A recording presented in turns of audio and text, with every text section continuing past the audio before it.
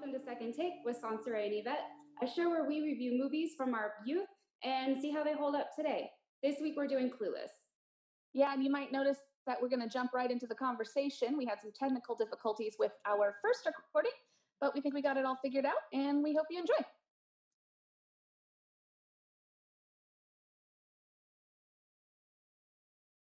$1995 it came out. IMDb lists it as a comedy/romance, and I think this was before the time of like a teen movies weren't really that big of a thing, teen rom-coms. Right. So it didn't really get that billing, but that's what I would classify it as. Yeah, I'm definitely. sure you agree. Yeah, so a lot of recognizable names.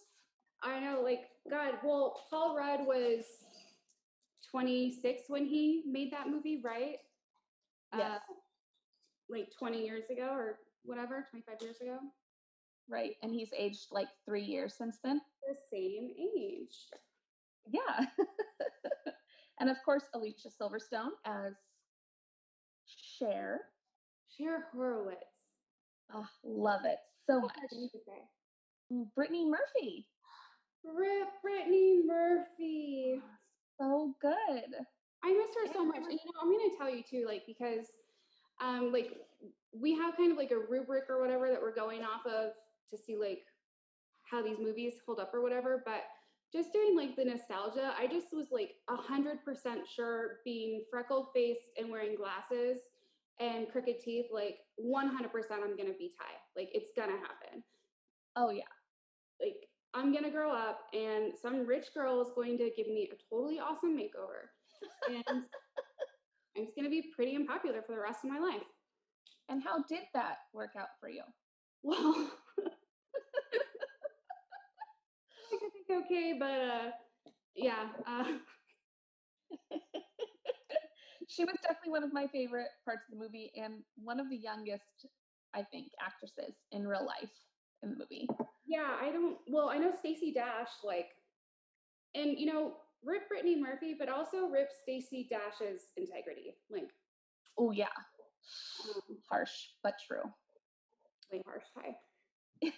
And then Donald Faison, who went on to star in things like Scrubs, and yeah, love him. I don't know what else he went on to, but yeah, I remember seeing him in Scrubs and being like, he was like a bit part in Clueless, which, you know, like now that I'm older and I'm not so snobby and judgmental, I realize that's actually a really great, amazing thing. He was in Clueless.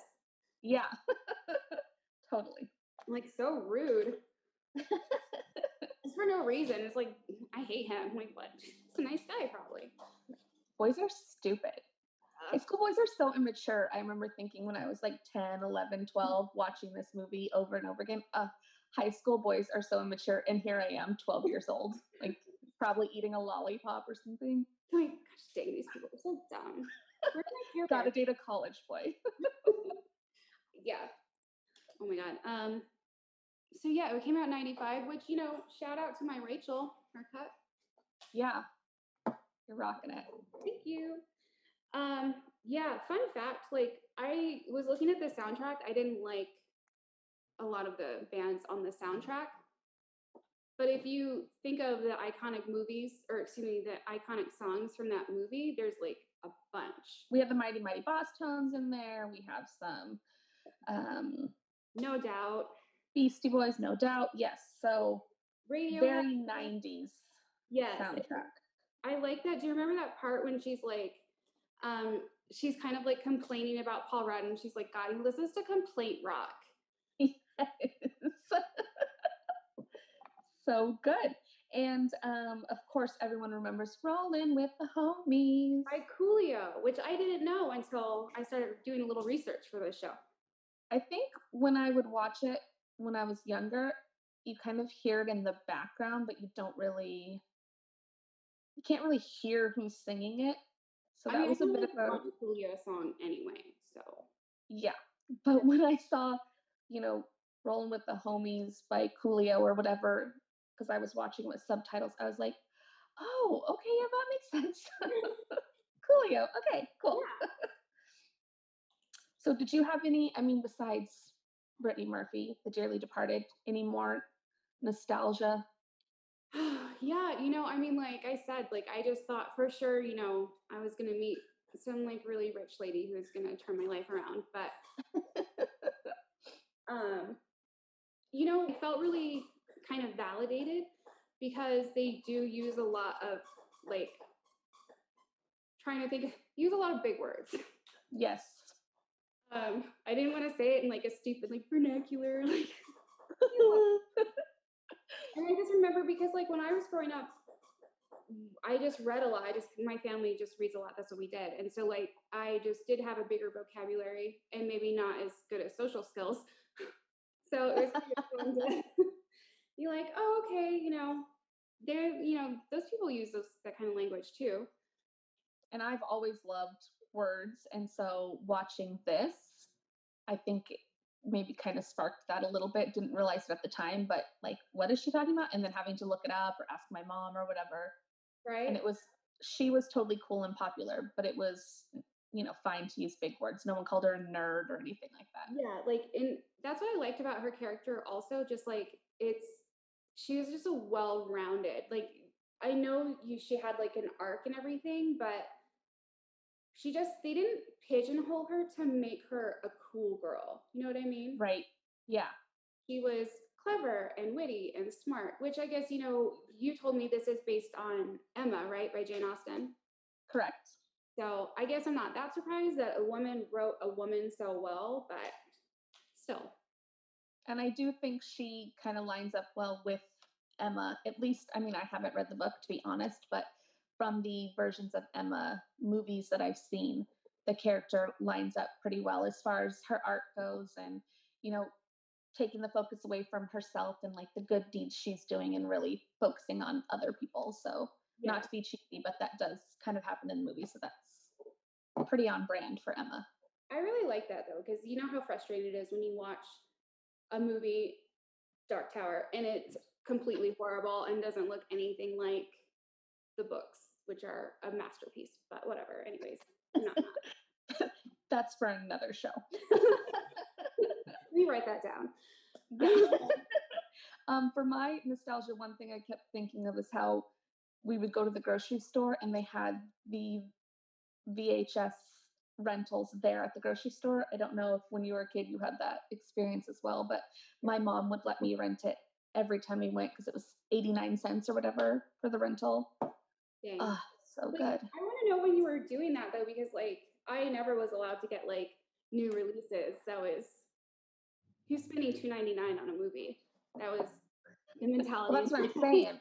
Once it was like 89 cents at Albertsons or whatever, then it was like, sure, go ahead. I know, yeah, you can have it. Yeah.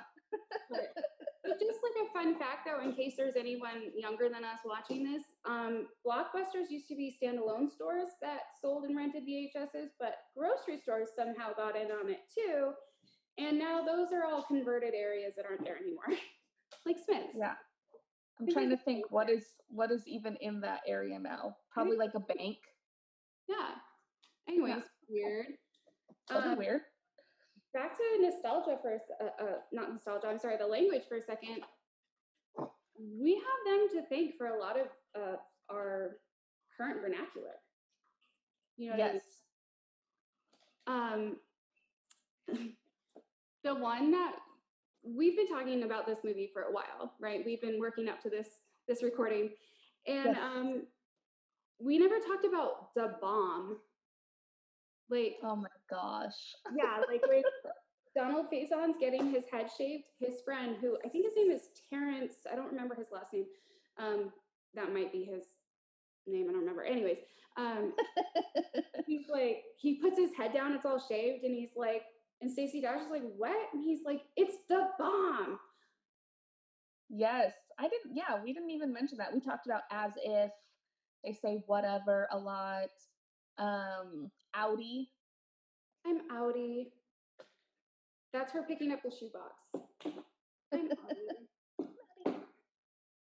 So yes, lots of good slang, I guess.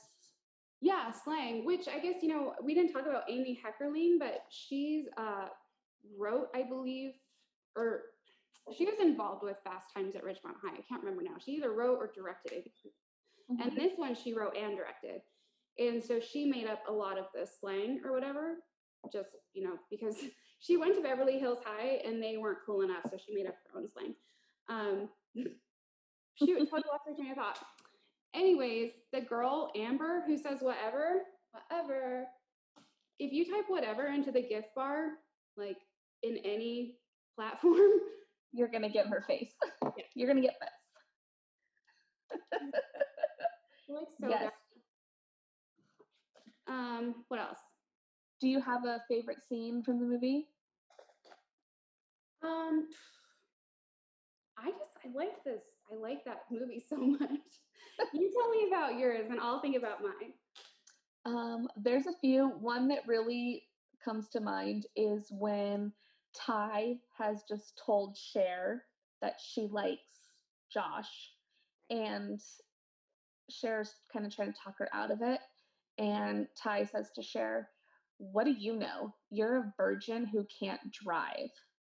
And it's just so harsh. Cher just came and told them she failed her driving test. Such a sick burn. Makes me feel so many feelings for Cher. It's so sad. So I love that. And I think both those characters just played the scene so well. They do. They have great chemistry, actually. They're yes. Really good. And then, of course, Cher goes from there and she's walking around and she realizes she likes Josh. And then, of course, the scene with the big waterfall behind her when she, oh my gosh, I love Josh. So that's definitely one of my favorites from the movie. So, okay, like I don't have a scene per se, probably because I'm so like distracted all the time anyway. I love a good montage. Love it. So good. Yes. And they do that I Want to Be a Supermodel song for Ty's makeover. I love that. Yes. They do a couple, the other kind of montagey where she's getting ready for her at-home date with Christian, where he's going to come over and watch movies. Like, they're doing her makeup, and yeah, she's putting the cookie dough log in the oven. Well, yeah, been there. Shoot, I forgot the other thing I liked about that, like, oh, right. The other thing I like are all the little subtle things, like Paul Rudd, when I was 10, when I was 29, I probably didn't really know that much about Amnesty International, but he's wearing that shirt, and like the very first scene is an Amnesty International shirt. Yeah. Just like lots of little fun stuff like that. I really enjoyed. I keep looking at my notes. I'm sure people. Yeah, me too. So, what do you think as far as you watched it as a kid, you loved it. You watched it as a teenager, you loved it. Maybe as early 20s, you loved it. Now that you're in your 30s, do you feel the same about it? What do you think? No, I just think it aged so well. It just really kind of captured the zeitgeist, of the 90s. But it's the same issues, probably like why Emma reads well 200 years ago as it does now. It's just stuff that people can relate to. What do you think? Yeah, I agree. And when we talked about doing this show, it was, let's think of some movies that we really liked and revisit them without any preconceived notions about, oh, I love it. Like, try to see it with fresh eyes. And I really did go into it trying to do that. And I still feel, I agree. I think it holds up. There are some things, though, that I would definitely change. Yeah, I guess, we didn't talk about like the kind of negative stuff. Yeah, there's a few things. Yeah, you're absolutely right. I totally forgot. There's literally like 5 things, I think, that out of a 2-hour-long movie that I think are inappropriate, but not delicious. I think there's a difference. Yeah. Do you want to talk about those, or are you avoiding them on purpose? No. Yeah. Okay. I'll just to name one or two. I know you and I talked about the R word. Like, I was really kind of not on board with that. I was really kind of disappointed and felt uncomfortable. like I said, I didn't think it was malicious, but I mean, the whole using that whole word has a malicious undertone. So Right. it's Yeah, it's a tricky spot. I agree. And then when Elton kind of just leaves her, I mean, he's obviously like a jerk, so he's basically trying to hook up with her and she says no, so he just leaves her out in the middle of nowhere. Which Well, I mean, that's not necessarily I don't I think it works for the movie, but to me, like that just it's a little bit made my heart race now as like a mom and stuff that I don't to me when I watched it as a kid, it was more just like, oh my god, he's such a jerk. and now it's like, what actually would you do if you were just Yeah, out in the middle of nowhere with an Aaliyah dress? right. Can't even wear a watch with it. Just kidding. That's Calvin Klein. But you know what? Like we had put down like what's your like least favorite scene, and that was what I had put. Like it wasn't even like the way you just described it is how I remembered it. And then when I was watching it with fresh eyes, like you said, I was like, oh, okay. It actually like he like tries to kiss on her like I don't know if it was like the power of three, the rule of three or whatever, but at least three times. And every time she's like, I am not interested. I don't like you. Please stop. And he's like, why are you so like lame? And she's like, so anyways, I didn't like that part. And then especially like he just leaves her like I don't know. It Well, and I guess it works for the movie and the scene works, but if I were to change it, I'd probably make there be some sort of repercussion for him afterwards. Like, and I know the movie has to be cut for time and everything, so who yeah, knows what really happened, but there's no really mention of it yeah, after there's no that. resolution. Like, so it's just totally okay that this guy left you in the middle of the valley with no way to get home and no money. And so I guess if I were to change something about that, it would be to have some sort of repercussion for him afterwards. Right. Well, and Yeah. like I don't know. I mean, so like my brothers are much older than me, so I essentially grew up an only child. Um, and so I don't know who was watching these movies with you, but I was pretty much watching these movies alone, and I didn't have somebody going, "Hey, if that ever actually happens to you, don't. Here's what you should do," Yeah. or like nobody said, or like, "Oh, a man who treats you like that, or a person who treats you like that." Is mean and you shouldn't talk to them. Like nobody told me that. I just saw it and internalized it like everybody does with everything. And so, looking back with fresh eyes, if I was watching with someone, like a kid especially, I'd be like, that's not real life. And here's why. Yeah. And luckily now we have cell phones and all But that kind of stuff. even So, still, though, like what annoyed me about that one scene, though, is he takes her cell phone and she goes and picks up the phone, but they don't like insinuate that she's calling Colette. right. I know it's stupid, but But still. how could she call him? She doesn't have any money. She doesn't have her phone. But I feel like somebody just was making a remark about like memorizing phone numbers, and I was like, people do that? But on kind of like the flip side of that, I think for a 90s movie, they did do some things really well that other movies in that time period didn't do. One being the Christian, he's gay and they don't make a big deal about it. It's not gross. It's just, oh, she realizes he's gay. And it's like, oh, okay. I guess we're going to do other stuff, not date. Yeah, and she takes it really well too. She doesn't like burn down his house or Yeah. like away a lot of under the way a lot of people who are underrepresented in movies. You know what I mean? Hmm. They always have like these very cliche things, like the super gay character or the super crazy woman, like you know what I mean? Like, Right. he's just as normal as Yeah. you see in Beverly Hills in 1995. Yeah. And Dee and Murray are obviously black, and it's not like I don't feel like they're tokenized or it's Yeah, just the characters. They don't even really kind of. mention anything about Dee being black. It's just that's just her best friend. That's she explains we're both named after famous Favorite pop stars or whatever. And that's movie. the Yeah. only explanation we get of her friend. So I like that it's They don't make a big deal she's about it. It's kind of like because you told me to watch The Great, right, on Hulu. did I maybe But you were the one who was telling me though, because I just started watching. A lot of the characters are people of color.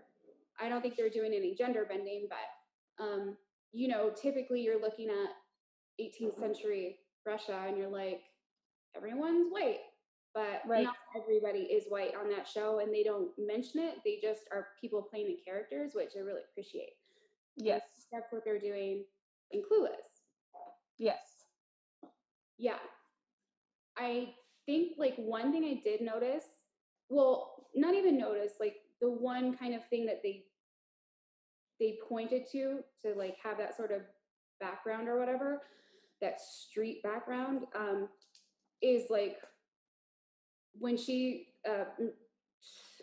hi, I'm Sonseeahray. Welcome to our show. Put it over. Sorry. Yeah, so Donald Faison comes up to Dee and he's like, woman, and she's like, I hate it when you do that. And then he goes into this like, yeah, like street slang has like misogynistic undertones, but not always, right. derivativeness or whatever. And I just thought that was really cool to like acknowledge, especially when you're in like an economic area, like they're up in Beverly Hills as opposed to, East LA or New York or something. Right. So they kind of took a nod. I liked it. Thought it was appropriate. So do you think they should make a remake of this movie? No. I'm not one of those remake snobs. I don't care if they want to remake a movie. It doesn't bother me when they do that. I didn't get all up in arms when they remade Ghostbusters. It doesn't bug me, but I just don't feel like this one. What would they do to make it better or different? I just really feel like you couldn't, because maybe it was just because I like fashion and aesthetics and stuff. I just felt like it was so iconic, Yeah. I feel like if they made it again now, it would have to it could be the same story with slightly different, I mean, especially teenage girl slang changes so quickly that they'd have to update that and the clothes. And other than that, the story still holds up. Yeah, I think the story would be fine. I just feel like though, I guess it's just really my impression. I just was very impressed by how it captured the zeitgeist, to say again. Yeah. It was, there was 53 patterns of Plaid 53 patterns of plaid. That's and tartan, yes. And tartan, yeah. And you see the shortalls, the overalls, the Mighty Mighty Boss Tones playing during that frat party, that kind of like zoot suit. Like it was all super fresh and new to me. So I just feel like if they tried to remake it, the 90s styles are so in right now, it just wouldn't feel exceptional or new. You know what I mean? Yeah, give it 20 more years and we can talk about it again. Yeah, it's kind of like, did they ever remake Grease? Like, you wouldn't remake Grease. I mean, you would, but it would be stupid. So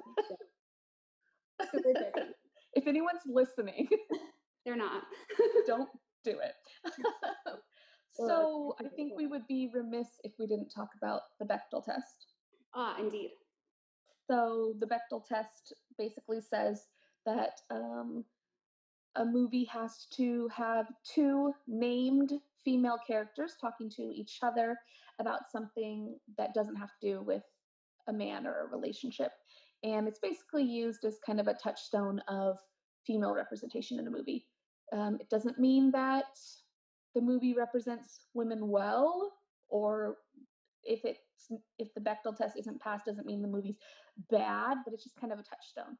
So, Sonseeahray, my friend, do you think it passed the Bechdel test? Yeah, definitely. I hard time, like, because I know there's like smaller subsets or whatever, but basically, Mhm. yeah, like, I know they talk about their grades in the very first scene, Sharon Dion. Uh-huh. I don't know if it's really because of Amy Heckerling or because it was Jane Austen, but I just feel like the women were really well represented. I think, Mhm. yeah, pretty well represented. And I don't think there was very much like infighting either, because I feel like if you're not talking about a man, the other one is they're talking about how they hate this other girl. Right. You know what I mean? So I didn't feel like that happened, which would like, I guess, if they're hating on another girl, that would pass the Bechdel test, but Right. But like I said, yeah, that doesn't mean that it's a good representation of women or a good movie. It just means they passed it. So, I mean, I don't really know if they're moving away from the Bechdel test or if it's more of like a let's update this to make it better, you know, yeah. touchstone. But it definitely passes. I agree. Yeah, and I just think like it's just not like it's not the same kind of teen movies that we really had when we were teenagers. You know what I mean? Yes. Um, a lot of the ones I can think of off the top of my head, lots of tropes, lots of um, bets and misunderstandings and And like they're pandering, you know, yes, about the sex and they're gonna have a big party. And it's like, okay, but like also, yeah, I'm a teenager. And I also would like substance though, a little bit. Just a little. just a little, a tiny bit. But yeah, okay, so we agree. I think it definitely passes. Yeah. And how long did it take you? How many watches of this movie did it take you until you realized Travis Birkenstock was probably rich because The his family made the Birkenstock sandals? Because it took me way too many. You know what? I want to see his costume. Like, was he wearing Birkenstocks? Because I don't remember seeing his shoes. I know he was a skater, so he was definitely wearing Vans, I'm sure. Yeah. Yeah. But like my favorite, like one of my favorite parts is in like the opening scene, sort of, with that teacher who's in The Princess Bride and Hmm. everything. Um, he's like, Travis Birkenstock, you failed or whatever, and he like tries to jump out the window. Yes. Like, for Basically beautiful flight of any what? scene in that class where he and I just had Wallace Shawn is the teacher talking about Mr. Hall. Right. He tells Travis that he has the most tardies in the class, and Travis gets up to like give an acceptance speech. Yeah. It's just so funny. And like the thing, flying workers at McDonald's, my parents for not giving me a ride, and the LA City bus driver took a chance on a small town kid. You're welcome. This is what happens in real life. We just decided to record it. Okay. But yeah, I mean, I feel like we in the end, I mean, we should probably like just to make it like before we sign off, I did like the ending. Um, I just Yeah. I don't care. I appreciate a well-rounded, wrapped up, tidy ending. I like a happy ending. I realize, that's not very like cerebral of me, but Well, and the ending really did go with the original, like the source material, Emma. That's kind of how it happened. okay. But also, I think it's just a more natural. A lot of movies, it's oh, we love each other. Oh, there's a misunderstanding and we break up. And then one of us realizes, and then the other one realizes, and then we get together at the end. It was more just like throughout the movie, they got closer because at the beginning, they really weren't. Yeah. They chatted, they had some experiences together, they got a little closer, they realize they like each other, and they get together. To me, that's like all the other stuff happened. All the other stuff was great and important to the movie, but that was just, like you said, a nice way to kind of end it on a happy note and wrap it all up. Wrap it up. Yeah. And I think also like the way that you just described that, I didn't really think of it that way. Like we were talking about some other teen movies where it's really just like that guy is falling in love with the main character or whatever, and it's like she doesn't even know his name after 4 years of high school. That's frustrating. That Yes. trope is frustrating. But like I liked this movie. I like this movie because it's so natural and it is a good example for girls our age to like, you work together. You're working on a project together. We're like highlighting September 3rd phone calls. Like he takes her out to practice driving. Like they just spend time together naturally instead of, making it really, you know what I mean? Yes, definitely. So, needless to say, I think even with fresh eyes, still a classic movie, still good. Still let my kids watch it. Maybe not my 6-year-old, but my 10-year-old, yes. Yeah. Well, I'm very happy with that parenting decision. I don't Thank you. my cats watched it with me, which was fine. They didn't have any questions that I had to field or anything, so it was fine. You didn't feel embarrassed having them watch with No, you? like surfing the Okay. crimson wave, and I was just like, menstruation's a part of life. It's Yeah. natural. Don't Natural, it's normal, it's healthy. you don't have them because I got you fixed when you were a baby. But You're welcome, by the way. I saved you a lifetime of hurt. You're welcome. Um, Anyways, okay, well, great. I mean, I feel like this was a pretty good first show. I mean, we don't really know how to edit or anything, but we play it fast yeah, enough. Things shake out later. exactly. Awesome. Well, thank you so much, Yvette. This was an excellent idea, and thanks to Jeff McAwee for instituting things. I guess. Thanks, Jeff. Thanks, Jeff McAwee. All right. Well, until next time, I guess we'll see you.